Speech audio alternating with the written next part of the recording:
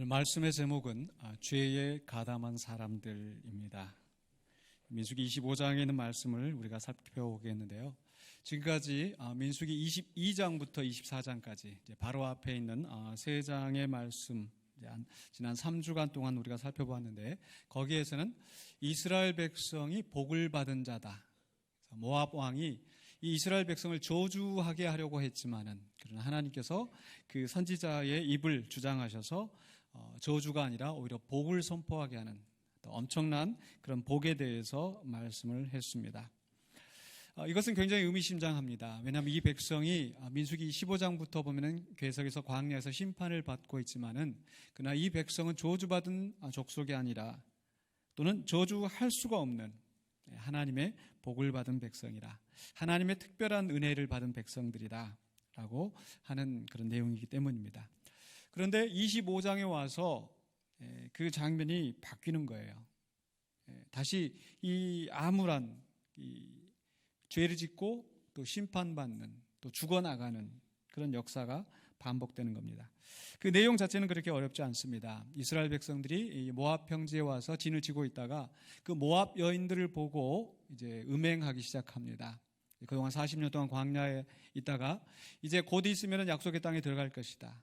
또 그러면서 또 새로운 그 여인들을 보면서 아마 육적으로 많이 끌렸던 것 같습니다. 그래서 그 여인들과 음행을 하는데, 문제는 거기에서 그치는 것이 아니라 그들이 그 이방 여인들이 그 우상 숭배할 때에 먹고 마시면서, 또 거기에 초청을 받았던 이스라엘 백성들이 함께 먹고 마시면서 그들이 절을 할 때 함께 절을 하고 우상 숭배했다라는 겁니다. 그로 말미암아서 하나님께서 이스라엘 백성에 대해서 진노하시고 그들 가운데 연병이 돌아서 많은 사람들이 죽어나갔습니다. 그리고 나서 이제 하나님께서 이 백성들 가운데 이제 수령들을 다 목매달아 죽여라 라고 명령을 하고, 그러는 와중에 이스라엘 백성들이 이제 계속해서 사람들이 그 전염병으로 죽어나갈 때에 이제 고굴 하고 있는데, 그 와중에도 그 시므온 지파의 족장이라는 사람이 또 미디안 여인을 데려다가 또 같이 잠을 자기 위해서 자기 막사로 들어갑니다. 데리고 들어가는데 나중에 비느하스라는 사람이 나와서 창을 들고 가서 이 잠을 자고 있는 이 두 사람을 이제 보니까 성경에 기록된 대로 이야기하면 꿰뚫어서, 배를 꿰뚫어서 두 사람을 꿰뚫어서 죽이고, 그렇게 해서 이제 전염병이 그쳤다라는 얘기입니다. 수많은 사람이 죽었습니다.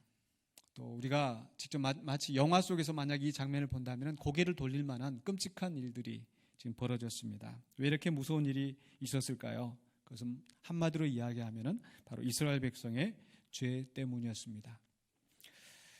25장 3절에서 이스라엘 백성들의 죄에 대해서 묘사하기를, 이들이 바알부올에게, 이스라엘이 바알부올에게 가담하였다. 또 25장 5절에 보면은 모세를 통해서 하나님께서 주시는 말씀들이 바알부올에 가담한 사람들을 죽이라. 그래서 죄를 표현할 때 바알부올에 가담하였다라고 하고 있습니다. 그래서 오늘 말씀의 제목은 여기에서 나왔습니다. 죄에 가담한 사람들. 이스라엘 백성들이 모압 평지에서 바로 약속의 땅에 들어가기 바로 직전에 놓여 있는데, 바로 그 죄의 유혹을 견디지 못하고, 죄의 유혹을 이기지 못하고 죄에 빠져서 하나님의 큰 심판을 받고 많은 사람들이 죽어나갔다는 것입니다. 그렇기 때문에 우리는 여기에서 중요한 결단을 해야 됩니다. 바로 죄에 가담한 사람들이 될 것이냐, 아니면 비느하스와 같이 그 많은 사람들이 세류에 빠져서 그 많은 사람들이 범죄할 때에 하나님의 편에 서서 죄와 싸우는 그러한 사람이 될 것이냐. 여러분은 어떤 사람이 되시겠습니까? 죄와 싸우시는 저와 여러분이 되시기를 주의 이름으로 간절히 축원합니다. 우리는 죄와 싸우기 위해서 먼저 죄에 대해서 분명히 알아야 됩니다. 그래서 오늘 말씀 속에서 나타난, 우리가 알 수 있는 죄가 어떤 것인지 죄의 원리를 함께 생각해 보고자 합니다. 첫 번째로 죄의 원리 1, 바로 죄는 복을 받은 백성도 넘어지게 한다는 것입니다. 바로 앞에 24장까지 이스라엘 백성은 엄청난 복을 받은 사람이었어요. 하나님께서 번성하게 하시고, 하나님께서 그 허물을 용서하시고, 하나님께서 그들에게 장막에 거처할 수 있는 복을 주시고, 하나님께서 그들에게 왕을 세우셔서 이제 그들의 나라가 영원할 것이다, 흥왕할 것이다. 모든 주변들을 정복할 것이다.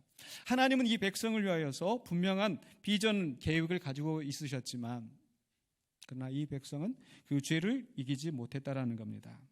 그래서 복을 받은 백성이라 하더라도 이 백성을 하나님께서 애굽에서 열장으로 치시고 그들을 구원하셨는데 구원받은 백성이라도 아니 이 백성은 하나님께서 오래전에 아브라함 때부터 택하셔서 그 자손들을 여기까지 인도해 주셨는데 하나님의 선택도 하나님의 구원도 하나님의 복과 은혜도 결코 그들에게 죄에 대한 면역력을 주는 것은 아니라는 겁니다. 우리도 마찬가지죠. 우리가 창세전부터 하나님께서 우리를 택하시고 예수 그리스도의 은혜 안에서 우리에게 영원한 천국을 약속하시고 보장하셨지만 그러나 우리가 이 땅에서 살아가는 동안에 결코 우리는 죄를 짓지 않을 것이다 그렇게 자만할 수 없다라는 겁니다. 하나님의 구원받은 사람이지만 하나님의 선택을 받은 사람이지만 여전히 우리는 죄와 씨름하면서 싸워야 되는 그런 과제를 안고 있습니다. 또 심지어는 오늘 말씀해 보니까 하나님께서 이스라엘 백성들 가운데 수령들을 지도자들을 목을 매달아 죽여라. 비느하스가 그 죽였던 그 사람도 시몬 지파의 족장이었습니다. 이것은 무엇을 의미합니까? 설사 직분자라 하더라도 그 죄에 대해서 결코 자유롭지 못하다라는 겁니다. 복을 받은 백성이 죄에 대해서 자유롭지 못할 뿐만 아니라 그 가운데 지도자로 세워졌다 할지라도 결코 그들이 죄로부터 더 자유롭지 못하다라는 것. 우리도 역시 마찬가지죠. 교회 안에서 직분을 받았다고 해서 목사라고 해서 장로라고 해서 여러분 직분 받고 보니까 이제 나는 죄에 대해서 이길 만한 힘이 생기더라 그렇게 되던가요? 아니 어쩌면은 사탄은 더 직분자들을 더 집요하게 공격할 수 있습니다. 더 유혹할 수 있습니다. 거기에 대해서 결코 제 자신을 생각해 보아도 내가 목사가 되었다고 해서 내가 더 죄에 대해서 자신 있게 내가 죄를 이길 수 있다? 장담할 수 없더라고요. 사도 바울조차도 오라 나는 곤고한 사람이다. 누가 나를 이 사망의 몸에서 건져낼까? 내가 성령을 받아서 성령의 법이 내 안에 있지만 여전히 내 속에서는 육체의 소욕이 나를 지배하고 있구나. 누가 나를 이 사망의 몸에서 건져낼까? 사도 바울의 고백이었었고 또한 지도자로 세워진 저 자신 또한 우리 교회 직분자들 우리 모두에게 경각심을 주는 말씀입니다. 직분이 결코 죄에 대한 면역을 보장해 주지 못합니다. 그러므로 우리는 어떻게 해야 되겠습니까? 우리는 내가 구원받은 자라고 해서 죄와 사망의 권세에서 해방되었다고 해서 내가 직분자라고 해서 자만할 것이 아니라 항상 깨어서 근신하는 자가 되어야 될 것입니다. 선줄로 생각하는 자는 넘어질까 조심하라. 우리는 항상 죄에 대해서 민감해야 됩니다. 그래서 죄는 복을 받은 백성도 넘어지게 할 수 있다는 것을 기억하시기 바랍니다. 두 번째 죄의 원리는요, 바로 죄는 죄를 낳는다입니다. 죄는 죄를 낳습니다. 한 가지 죄가 더 큰 죄로 점점 더 깊은 죄로 이끌어간다는 것을 우리는 기억해야 됩니다. 25장 1절에 이스라엘이 시딤에 머물러 있더니 그 백성이 모압 여자들과 음행하기를 시작하니라. 이들은 모압 여인들과 육체적인 결합을 맺는 것으로 시작했어요. 어쩌면 그 시대의 풍습을 생각해 본다면 그게 그렇게 큰 흉이 되지 않을 수도 있습니다. 뭐 이방인들 만나서 또 새로운 풍습, 새로운 문명에 있는 그 사람들을 만나다 보니까 남자들이 마음에 끌려서 그들과 결합을 했을 수 있어요. 또 그 당시에 이제 그 아내를 여럿을 두는 것도 그렇게 큰 흉이 아니었기 때문에 아내로 데려다가 결혼하고 책임을 지면 됐을 수도 있습니다. 그러나 문제는 거기서 끝나는 게 아니라는 거죠. 2절에서 그들이 자기들의 신들을 섬길 때에 음식을 먹고 마시면서 이스라엘 백성을 초청하였는데 이스라엘 백성들이 그들 가운데 함께 먹고 마시고 즐기다가 그들이 우상 숭배할 때 자기들도 따라서 우상 숭배했다라는 거죠. 그것을 25장 3절에서는 이렇게 기록하고 있죠. 이스라엘이 바알 부올에게 가담한지라. 바알 부올에게 가담하였다. 이게 무슨 뜻일까? 바알 부올이라는 말은요, 바로 부올의 바알이다. 그런 말입니다.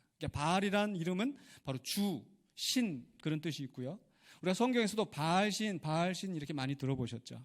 그러니까 바알 부올에게 가담하였다라는 것은 바로 그들이 지금 있는 그 지역, 바로 부올의 신, 부올의 우상에게 가담하였다. 가담하였다는 말도 히브리 원어의 뜻은 딱 이렇게 연합하였다, 결합하였다, 그런 뜻입니다. 이스라엘 백성들은 육신으로 이방 여인과 결합하기를 시작했는데 거기서 그치는 것이 아니라 그 육신의 결합이 결국 영적인 결합으로 이끌어서 그들을 우상 숭배하게 하고 그로 말미암아서 하나님의 큰 심판을 받게 됐다는 겁니다. 여러분, 죄는 죄를 낳습니다.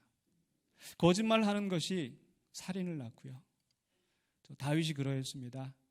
바세바를 범한 그 죄로 말미암아서 그것을 덮기 위해서 거짓말하고 또 그 거짓말을 덮기 위해서 우리아를 죽이고 결국 더 점점 깊은 수렁으로 빠지게 하는 겁니다. 죄를 끊어내지 아니하면 그러합니다. 누구라도 처음부터 내가 죄를 지어야지 작심하고 죄를 짓는 경우는 아마 드물 것입니다. 이 정도는 괜찮겠지. 사실 주변에서 또 뉴스에서 이렇게 성직자들이 넘어지는 모습을 많이 보게 되는데 아마 처음에는 이 정도는 괜찮겠지. 한국교회 지금 큰 그 스캔들을 일으켰던 그 사람도 목양실에서 이제 결혼한다고 온 그 처녀에게 내가 너 이제 좀 가르쳐 주겠다라는 식으로 만지기 시작하면서 그 성도들 데리고 가서 피곤하다고 안마 받기 시작하면서 많은 사람들이 우려하면서 그렇게 하시지 마시라고, 그냥 괜찮다고, 거기에서 시작하고 거기서 더 깊은 데로 수렁에 빠지는 것이 죄의 특성이라는 겁니다. 결국 이스라엘 백성들이 음행하기 시작하면서 우상 숭배에 빠졌던 것처럼 우리의 작은 죄를 끊어내지 아니하면 더 큰 죄, 우리가 도저히 벗어날 수 없는 더 큰 죄에 빠진다는 것을 우리는 기억해야 될 것입니다. 그렇기 때문에 성경 우리에게 말씀합니다. 죄는 뭐라도 버려라, 모양이라도 버려라. 죄는 모양이라도 버리라. 그래서 우리는 끊어낼 수 있을 때 우리는 죄를 끊어내는 결단이 필요합니다. 세 번째 죄의 원리는요, 죄는 하나님의 진노를 일으킨다. 너무나 당연한 말이죠. 죄는 하나님의 진노를 일으킨다. 근데 이 맥락에서 생각을 해본다면 바로 22장에서 24장까지 이스라엘 백성을 저주하려고 하는 그것들을 다 막으시고 이들은 복을 받은 자들이다. 하나님이 얼마나 그 백성을 사랑하셨으면, 그렇죠? 그렇게 고약하고 그렇게 죄 많고 목이 곧은 백성이라 하더라도 하나님은 그 백성을 사랑하시고 끝까지 지키시는 거예요. 그러나 그 백성이 범죄할 때 하나님은 어떻게 하십니까? 아까 25장 3절에 이스라엘이 바알볼에게 가담한지라 그랬더니 하나님이 어떻게 하세요? 여호와께서 이스라엘에게 진노하시니라. 하나님은 사랑이시라. 은혜롭고 자비로우신 분이지만 결코 범죄할 때에 그저 넘기시는 하나님이 아니십니다. 하나님이 다윗을 택하시고 내 마음에 합한 자라고 하셨지만 그가 범죄할 때 하나님께서 너무너무 애통해 하시면서 그를 향해서 너희 집에 칼과 재난이 끊이지 아니할 것이다.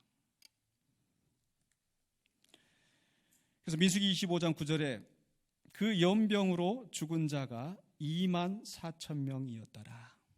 2만 4천 명이 죽었습니다. 그냥 우리 성경에서 숫자로만 넘어가는데 여러분 실제로 여러분 뉴스 가운데서 어디에서 무슨 불이 나서 지진이 나서 사람들이 죽었다 할 때 보통 몇 명씩 이렇게 죽습니까? 한 30명, 40명 죽으면 큰 일이 일어났구나. 400명이 비행기가 추락해서 400명이 죽었다. 엄청난 재난이죠. 네? 2만 4천 명. 성경에서 수를 셀 때는 보통 이제 20세 이상으로 싸움에 나갈 만한 자 이렇게 세기 때문에 아마 2만 4천 명이 죽었다고 했었을 때는 단지 2만 4천 명이 아니라 특별히 이 전염병에 약했던 노약자들 이 죽은 것을 계산하면 7만 명, 8만 명 많은 사람이 죽었을 것입니다. 이스라엘 백성은 비록 복을 받은 백성이고 하나님의 선택을 받고 장차 미래가 보장된 그런 족속이라 할지라도 하나님의 소유라 할지라도 그들이 범죄할 때 하나님은 진노하시고 심판하시는 분이십니다. 왜 하나님께서 진노하시고 심판하시겠습니까? 바로 그 백성을 바른 길로 가게 하시려고. 이게 하나님의 사랑입니다. 그들을 미워해서가 아니라 하나님의 사랑하시기 때문에 바른 길로 가도록 하나님이 심판하시고 진노하십니다. 그래서 잠언 13장 24절에 매를 아끼는 자는 그의 자식을 미워합니다. 자식을 사랑하는 자는 근실이 징계하느니라.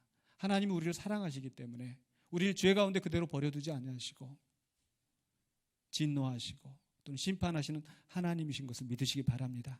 그래서 내가 죄를 짓는데도 잘 되고 있다. 내가 사업을 하면서 불의한 일을 하고 있는데 오히려 그것이 나한테 이득이 된다. 오히려 이것은 경계해야 될 일입니다. 내가 범죄할 때 하나님께서 내 길을 막으시고 나를 치시고 나를 바른 길로 서게 하는 하나님이시라는 것을 우리는 믿고 죄에서 돌아서는 자가 되어야 되겠습니다. 그렇다면 어떻게 우리가 죄와 싸우는 자가 될 것인가? 죄에 가담하는 사람이 아니라 어떻게 죄를 극복할 것인가? 우리에게는 죄를 이기는 힘이 필요합니다. 그 힘을 우리가 어디에서 찾는가? 첫 번째로는요, 죄를 이기는 힘이 어디에 있어요? 바로 말씀에 있습니다.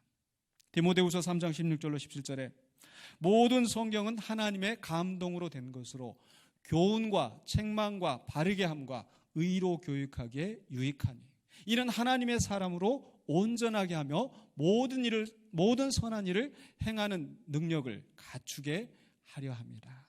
하나님의 말씀은 그저 기록된 옛날 문서가 아니라 이 말씀 속에 하나님의 뜻이 담겨 있고 하나님의 교훈이 있고 우리가 어떻게 살아야 될지 바른 기준이 거기에 있습니다. 그렇기 때문에 이 성경은 하나님의 사람으로 온전하게 하고 모든 선한 일을 행하게 할 수 있는 능력을 갖추게 하는 것입니다. 또 그런가 하면 히브리서 4장 12절에 하나님의 말씀은 살아있고 활력이 있어 좌우의 날선 어떤 검보다도 예리하며 혼과 영과 및 관절과 골수를 찔러 쪼개기까지 하며 또 마음의 생각과 뜻을 판단한다. 성경은 우리에게 바른 기준을 줄 뿐만 아니라 우리가 이 성경을 읽고 묵상할 때 그것이 우리의 심령을 변화시킨다는 것입니다. 우리의 심령을 변화시켜서 그 시험을 이길 수 있는 능력을 주신다는 것. 그렇기 때문에 우리는 항상 말씀으로 무장이 돼야 됩니다. 예수님께서도 사탄의 시험을 이기실 때 무엇으로 이기셨어요? 하나님의 말씀으로, 기록된 말씀으로 사탄의 시험을 이기심으로 우리에게 본을 보이셨습니다. 우리도 이와 같이 말씀으로 무장해야 돼요. 그래서 에베소서 6장 11절에 바울은 우리에게 권고하기를 마귀의 간계를 능히 대적하기 위하여 하나님의 전신갑주를 입으라. 하나님의 전신갑주. 마치 군인이 전쟁에 나가기 위하여서 머리에 또 옷에 가슴에 신발을 바로 신고 그 전투에 나가는 것처럼 우리는 하나님의 전신갑주를 입어야 되는데 그 쭉 내려가시면 17절에 이렇게 말씀하고 있어요. 구원의 투구와 성령의 검. 성령의 검이 뭡니까? 곧 하나님의 말씀을 가지라. 하나님의 말씀을 가지라. 하나님의 전신갑주를 입는데 구원의 투구, 사단이 우리를 공격할 때 그걸 막아내고 가슴에 흉패, 방패를 하는데 다 방어하는 무기인데 공격하는 무기가 딱 하나가 있어요. 그게 검입니다. 검, 성령의 검. 그게 뭐라고요? 하나님의 말씀. 말씀이 있어야 우리는 사단을 이길 수가 있어요. 그렇지 않으면 계속 얻어맞기만 하고. 그렇기 때문에 우리는 바로 이 교회 안에서 말씀을 가르치고 말씀을 바로 배우는 것이 너무 중요합니다. 우리가 영광 성경대학을 하는 이유도 여기에 있어요. 그저 와서 예배 드리고 또 밥 먹고 뭐 그렇게 가면 되지. 아니요. 우리 말씀을 더 배워야 돼요. 골로새서 3장 16절에 있는 말씀. 그리스도의 말씀이 너희 속에 풍성히 거하여. 말씀이 있는데 어느 만큼 있어요? 풍성히 거하여. 풍성히 거하려면 어떻게 해야 돼요? 모든 지혜로 피차 가르치며 권면하고. 우리가 하나님께로부터 지혜를 받아서 또 먼저 말씀을 아는 자들이 다른 사람들을 가르치고 권면함으로 말미암아 우리 속에서 하나님의 말씀이 풍성히 거하는 겁니다. 여러분 군인이 전쟁하러 나갈 때에 여러분 실탄을 가져갈 때 얼마큼 가져가면 좋겠어요? 무거우니까 한 두세 개만 가져가지. 그렇게 해서 싸울 수 있겠습니까? 쏘다가 이렇게 실탄이 바닥 나는데 실탄을 풍성히 가져가야 되는 거. 우리가 하나님의 말씀을 풍성히 가져야 돼요. 그러기 위해서는 일주일에 한 번 교회 나와서 그래서 설교 말씀 듣고 또 내내 일주일 동안 살아가는 동안에 텔레비전 보고 세상 사람들과 세상 이야기 하다가 또 일주일에 한 번 와가지고 교회 말씀 듣고 그거 들은 것도 어때요? 지나고 나면 한 2, 3일 지나고 나면 지난주 설교 뭐 들었었지? 그걸로는 충분하지 않습니다. 우리는 정말 매번 말씀을 배우고 묵상하고 읽고, 그래서 그 말씀이 우리 안에 풍성히 거할 때 우리가 죄를 이기게 될 줄로 믿습니다. 두 번째로 죄를 이기는 힘은 어디에 있는가? 바로 공동체입니다. 죄를 이기는 힘은 공동체에 있습니다. 민수기 25장 5절에 모세가 이스라엘 재판관들에게 이르되 너희는 각각 바알볼에게 가담한 사람들을 죽이라 하니라. 이스라엘 재판관들에게, 즉 이스라엘 백성들이, 그 지도자들이 범죄하였지만은 또 다르게 세운 지도자들을 통하여서 그 공동체를 바른 길로 가게 하는 그런 역할을 합니다. 하나님께서 심판하실 뿐만 아니라 그 안에 세우신 지도자들을 통하여서 그 안에 공동체 안에서 바른 길로 갈 수 있도록 세워지는 거죠. 그래서 재판장들을 세웠고, 그 가운데서 비느하스라는 제사장의 아들로서 하나님의 뜻을 따라서 그 심판하는, 결단하는 그런 사람이 있었기 때문에 연병이 그치고 그 공동체가 바로 서게 되는 겁니다. 오늘날 교회도 마찬가지입니다. 교회 안에 뭐가 있어야 되겠어요? 칠이, 권징이라고 하는 것. 교회가 되는 바른 표지 3가지가 있어야 됩니다. 교회의 표지, 이게 진짜 교회인가 가짜 교회인가. 진짜 교회가 되려면 3가지가 있어야 되는데 뭐가 있어야 되나요? 첫 번째는요, 하나님의 말씀 선포. 하나님의 말씀이 바르게 선포되는 게 있어야 되고, 두 번째로는 뭐예요? 성례입니다. 성찬이 있고 또 세례가 있고, 세 번째가 뭐예요? 바로 이 권징입니다. 성도들이 잘못된 길로 갈 때 바른 길로 갈 수 있도록 책망하고 교훈하는 것, 교회 너무 중요한 기능인데 오늘날 교회가들이 그걸 상실했어요. 목사님들이 모이는 노회에서도, 장로님들이 모인 노회에서도 이게 제대로 시행되지 않아요. 총회에서 이게 제대로 시행되지 않아요. 그저 그냥 덮어주는 것만이 은혜인 양. 그것 때문에 더 죄가 번성하고 죄가 끊기지 않는 겁니다. 하나님 공동체를 통하여서 그 공동체가 바로 설 수 있도록 원하십니다. 그래서 우리 교회 안에 또 재직회가 있고, 재정의 운영이 함에 있어서 투명하게 진행될 수 있도록 당회가 있어서 성도들이 잘못된 길로 갈 때 당회를 통하여서 바른 길로 갈 수 있도록 권징하는 겁니다. 또 이런 조직 기관들 뿐만 아니라 성도가 서로 교제하고 연합하는 가운데서 우리는 죄를 이길 수가 있습니다. 전도서 4장 12절에 한 사람이면 패하겠거니와 두 사람이면 맞설 수 있나니 세 겹줄은 쉽게 끊어지지 아니하니라. 여러분, 죄를 지을 때 어떤 때 죄를 짓기 쉬울까요? 나 혼자 있다 싶을 때, 누가 보지 않는다 싶을 때. 그러나 나와 가까운 사람이, 내 생활을 속속들이 아는 사람이 내 옆에 있을 때 우리는 쉽게 패하지 않습니다. 한 사람이면 패하겠거니와 두 사람이면 맞설 수 있다. 그것이 세 사람이라고 한다면 결코 쉽게 끊어지지 않는다는 것을 기억해야 됩니다. 그래서 하나님은 공동체를 세우셨어요. 잠언 3장 17절에서도 철이 철을 날카롭게 하는 것 같이 사람이 그의 친구의 얼굴을 빛나게 하느니라. 옆에 친구가 있어서 믿음의 동료들이 있어야 돼요.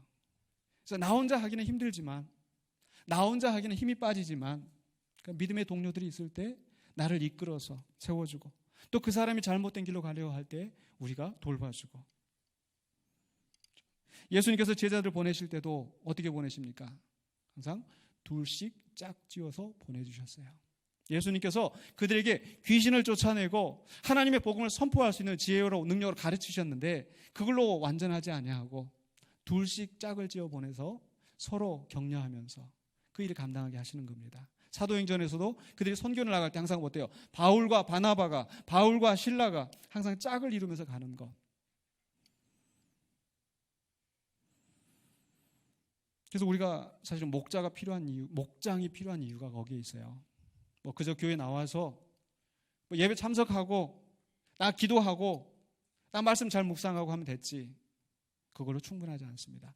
한 사람이면 패하겠거니와 공동체가 함께 있어서 서로 사정을 알고 서로 살아가는 모습들을 잘 서로 나누면서 우리가 죄와 싸울 수 있다는 거죠. 그렇기 때문에 히브리서 10장 24절로 25절에 서로 돌아보아 사랑과 선행을 격려하며, 서로 돌아보는 것, 이게 목장의 기능입니다. 전도회의 기능이고요. 모이기를 피하는 어떤 사람들의 습관과 같이 하지 말고, 야, 우리가 사람 보고 교회 다니냐? 하나님 보고 교회 다니지? 그래서 모이는 게 필요 없다? 아니요. 우리는 모여야 돼요. 서로를 알아야 돼요. 모이기를 피하는 어떤 사람들의 습관과 같이 하지 말고 오직 권하여 그날이 가까움을 볼수록 더욱 그리하자. 주님 오신 날이 가까울수록 더욱더 죄는, 사단은 기승을 부릴 것이고, 그 죄와 싸우기 위해서 우리는 공동체를 이루어서 함께 나가야 됩니다. 야고보서 5장 16절에서도 그러므로 너희 죄를 서로 고백하며 병이 낫기를 위하여 서로 기도하라. 우리는 약하고 병든 사람들 위해서 기도합니다. 또 병든 사람을 위해서 기도할 뿐만 아니라 우리에게 뭐가 필요해요? 서로 죄를 고백하며. 목장에서 같이 나눌 이야기들이, 물론 가정사를 이야기하는 것이 참 소문이 나고 조심스럽지만, 그보다 더 무서운 것은 그 죄를 감추고 그 죄가 내 안에서 썩어 문드러져 가는 것이 더 무서운 일일 것입니다. 그렇기 때문에 우리는 서로 죄를 고백하면서 서로 바르게 설 수 있도록 사랑과 선행을 격려하는 우리들이 되어야 되겠습니다. 죄를 이기는 힘 첫 번째가 뭐였어요? 말씀. 죄를 이기는 힘 두 번째가 뭡니까? 공동체예요. 그럼 죄를 이기는 힘 세 번째는 뭐겠습니까? 눈치 빠르신 분은 좀 아실 것 같은데 뭐예요? 기도입니다. 기도. 뭘 보면 알 수가 있어요? 올해 우리 교회 목표, 말씀대로 성장하는 교회. 첫 번째, 그 안에서 사도의 가르침을 받아 교육이 있어야 되겠고요. 두 번째가 뭐였어요? 함께 떡을 떼고 서로 교제하며. 세 번째, 오로지 기도하기를 힘쓰니라. 기도는 우리가 죄를 이기는 힘을 얻게 합니다. 예수님께서도 우리가 하나님 앞에 어떻게 기도해야 할지를 주기도문을 통해서 가르쳐 주셨어요. 그 기도 가운데 우리를 시험에 들게 하지 마시옵고 다만 악에서 구하시옵소서. 이건 우리가 매번 매 순간마다 기도해야 될 우리의 중요한 기도 제목입니다. 우리의 힘으로는 마귀를 이길 수가 없어요. 그렇죠? 하나님의 은혜와 하나님의 복이, 하나님의 선택, 하나님의 구원이 우리에게 죄에 대한 면역력을 주지 않았다 할지라도, 그러나 죄를 이기는 힘은 오직 하나님의 은혜에서 나오는 것을 믿으시기 바랍니다. 그렇기 때문에 우리는 하나님 앞에 기도해야 됩니다. 오늘 찬양대의 찬양 가운데 있었던 것처럼, 아버지여 우리를 고쳐주소서, 우리를 새롭게 하시옵소서. 우리의 삶 속에서도 주님, 내가 죄를 지었습니다. 나를 새롭게 하여 주시옵소서. 정결한 마음 내게 주시옵소서. 시험에 들지 않게 하여 주시옵소서. 우리는 기도해야 됩니다. 우리 자신이 기도할 뿐만 아니라 우리는 예수님이 우리를 위해서 바로 기도해 주신 것을 기억해야 되겠습니다. 요한복음 17장 15절에 내가 비옵는 것은 그들을 세상에서 데려가시기를 위함이 아니요 다만 악에 빠지지 않게 보존하시기를 위함이니이다. 그 제자들을 위한 하나님 예수님의 간절한 기도, 이들이 악에 빠지지 않도록. 이들은 세상에 머물러 있어야 되는데 나는 아버지께로 이제 돌아가지만 이들은 여전히 세상에서 머물러 있어야 되고 세상 속에서 그 유혹과 시험이 많은 그곳에서 살아가야 되는데, 왜? 세상을 변화시키기 위하여서, 세상에 그리스도의 복음을 증거하기 위해서 우리는 세상에 머물러 있어야 되는데, 그러나 우리에게 많은 죄의 연단이, 시련이 있다는 겁니다. 그렇기 때문에 예수님께서 우리를 위해서 기도하시는 것은 악에 빠지지 않게 보존하기를. 누가복음 22장 31절로 32절에서도 시몬아 시몬아 보라 사탄이 너희를 밀가부르듯 하려고 요구하였으나, 사탄이 시몬을 넘어뜨리게 하려고, 예수님의 제자들 넘어지게 하려고 요구해요.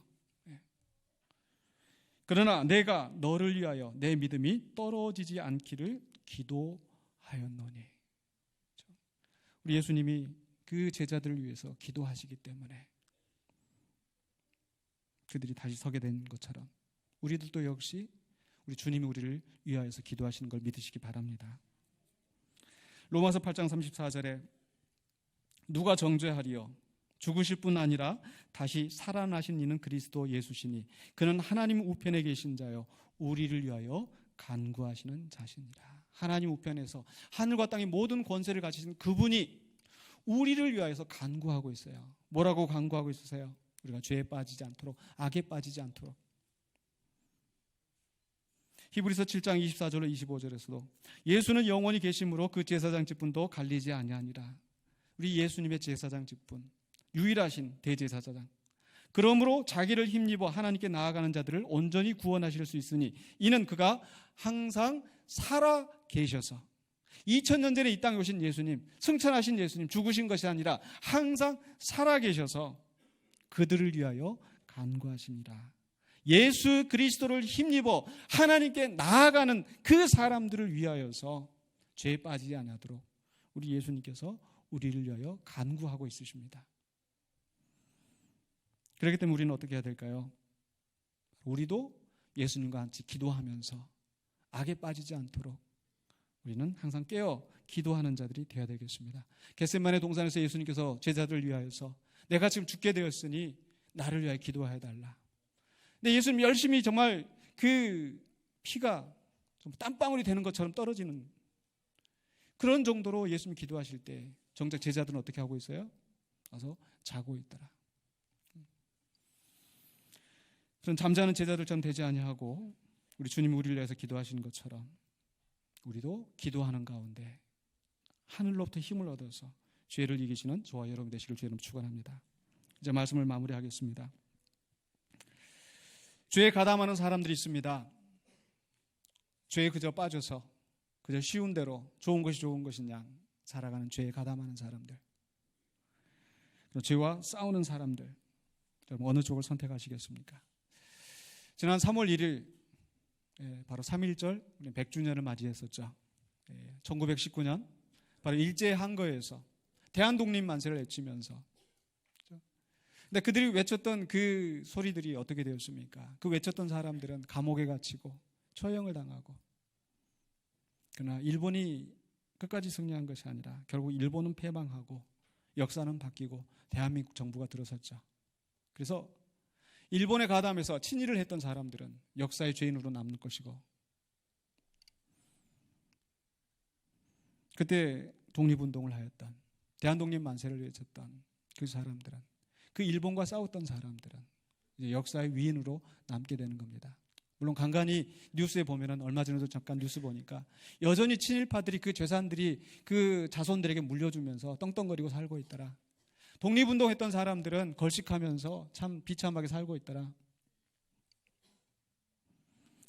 이 세상의 나라는 불완전하기 때문에 악인들을 온전히 심판하지 못하고 의인들에게 온전히 보상하지 못하지만 우리 하나님의 나라는 완전한 나라이기 때문에 온전한 심판과 온전한 보상이 있을 줄로 믿습니다. 말라기서 3장 14절로 15절에 백성들이 이렇게 탄식합니다.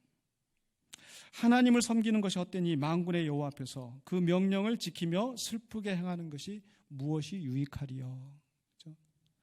선을 행하는 것이, 하나님 뜻대로 행하는 것이 참 유익함이 없다. 왜? 지금 우리는 교만한 자가 복되다 하며 악을 행하는 자가 번성하며 하나님을 시험하는 자가 화를 면한다 하노라 함이라. 우리가 세상을 바라볼 때 악을 행하는 사람이, 죄에 가담한 사람들이 오히려 번성하는 것 같지만, 그것 때문에 우리의 마음이 실족되지만, 그러나 하나님께서는 어떻게 보고 계실까요?